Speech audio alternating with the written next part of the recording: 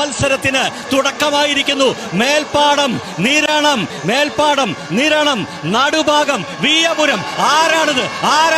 ഇതാണ് ഒരു ഉദാത്ത മത്സരം, ഉദാത്തമായ ഒരു ക്ലാസിക് ഫൈനൽ ഉണ്ടെങ്കിൽ ഇതാ ഈ സന്ധ്യാനേരത്ത് 5:55 ഈ സന്ധ്യാനേരത്ത് പുന്നമടയുടെ ഓളപ്പരപ്പുകളെ തീപിടിപ്പിക്കുമെന്ന് പറഞ്ഞാൽ അവിശ്വസിക്കേണ്ട കാര്യമില്ല. പ്രിയപ്പെട്ട ജലോത്സവ പ്രേമികളെ, ഈ കാണികളെ, പ്രേക്ഷകരെ, ഇതാ കുതിച്ചു പായുന്നു ചാട്ടുളി പോലെ.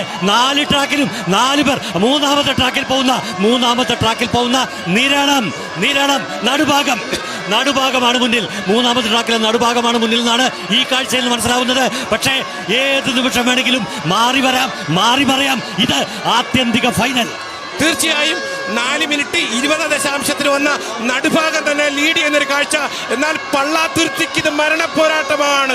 60 ദിവസങ്ങൾ കഠിന പരിശീലനത്തിന് വന്ന പള്ളാത്തുരുത്തി മേൽപ്പാടം ചുണ്ടന്റെ ചിറകിലേറി ഈ നടുഭാഗത്തെ പിടിച്ചു കെട്ടുമോ, നിരണത്തെ പിടിച്ചു കെട്ടുമോ, അതോ ഈ 3 വള്ളങ്ങളെ പരാജയപ്പെടുത്തി വില്ലേജ് ബോട്ട് ക്ലബ് കൈനകരി ഏതാണ്ട് 35 വർഷങ്ങൾക്ക് ശേഷം നെഹ്റു ട്രോഫി 38 വർഷങ്ങൾക്ക് ശേഷം നേടുമോ എന്നറിയാൻ കാത്തിരിക്കുകയാണ് മേൽപ്പാടം.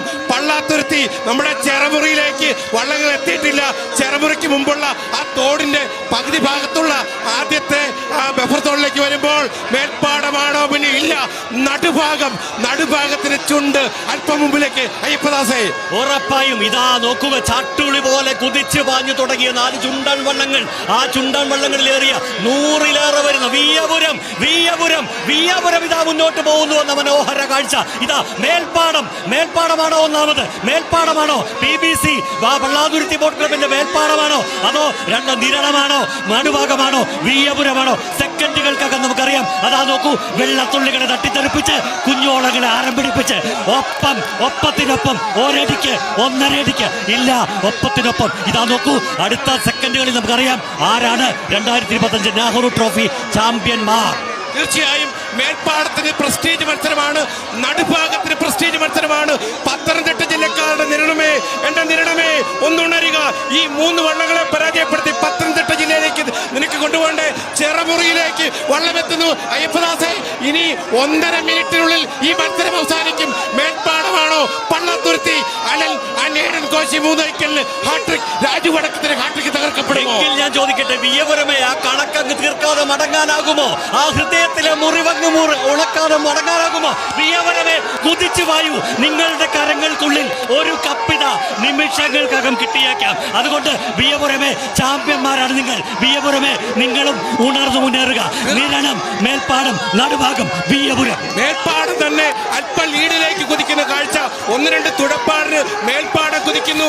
2, 3, 4 ട്രാക്കുകളിലെ ഒരു 3 വള്ളങ്ങളും നിരണവും നടുഭാഗവും വിയപുരവും ഒപ്പമെത്താനുണ്ട് ശ്രമിക്കുന്നുണ്ട്. തെങ്ങോലകൾ പോലും നിശ്ചലമായിരിക്കുന്നു, കാറ്റടിക്കുന്നില്ല.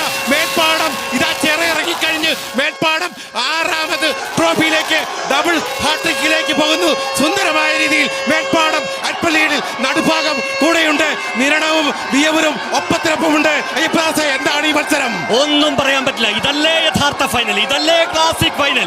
ഉസൈൻ ബോൾട്ട് 10 സെക്കൻഡിൽ താഴെ 100 മീറ്റർ ഓടിയെത്തുമ്പോ തൊട്ടുപിന്നിൽ അതിശയകരം ആരാണ് മുന്നിൽ? 4ാം ട്രാക്കിലെ വിയപുരം. ഓ, എന്തൊരു മനോഹരമായ ഫൈനൽ. ഇതാ 4ാം ട്രാക്കിലെ വിയപുരം കഴിഞ്ഞ വർഷത്തെ പരാജയത്തിന് കണക്ക് തീർത്തുകൊണ്ട് പള്ളാത്തുരുത്തിയെ അടിച്ചു പറിക്കാൻ പോകുന്നു. ഇതാ ഇല്ല, പള്ളാത്തുരുത്തി ഒപ്പമെത്താൻ ശ്രമിക്കുന്നു. വിയപുരം ശ്രമിക്കുന്നു. പള്ളാത്തുരുത്തി നിരടത്തേക്കാൾ 3-4 ആളുകൾ ഫിനിഷ് ടച്ചിലേക്ക് ശ്രമം കൊടുക്കുന്നു. തുടരൂ. ഒന്നും പറയാൻ പറ്റില്ല. മേൽപ്പാടവും നിരണവും നടുഭാഗവും വിയപുരവും. ഇതെന്തൊരു മത്സരം!